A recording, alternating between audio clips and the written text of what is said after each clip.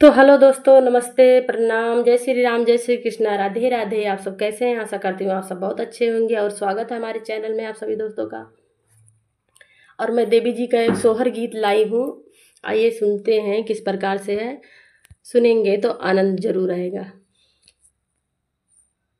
कि मैया मोरी बस लो यतनी दूरी हो बढ़ल बा, माँ जबूरी हो बढ़ल बा, माँ जबूरी हो मोरी मैया कैसे के आई तो हरी दुआरिया हो डगरिया बड़ा दूर लागे हो मोरी मैया कैसे के आई तो हरी दुआरिया हो डगरिया बड़ी दूर लागे हो।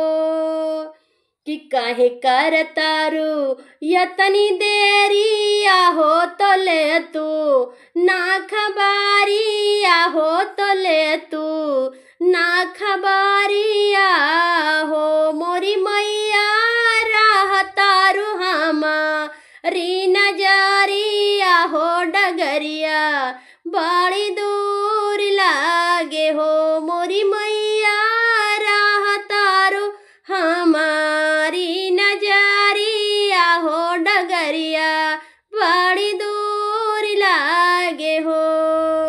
कि झूर झूर बाहे मोर नया नावा हो तो करे ला बयानावा हो तो करे ला बयानावा हो मोरी मैया आई जय तू हमारी दुआरिया हो चरनिया तो हर धोई भो चरनिया तो हर धोई बेहो मोरी मैया आई जय तू हमारी दुआरिया हो चरनिया तो हर धोई भो चरनिया तो हर धोई बेहो।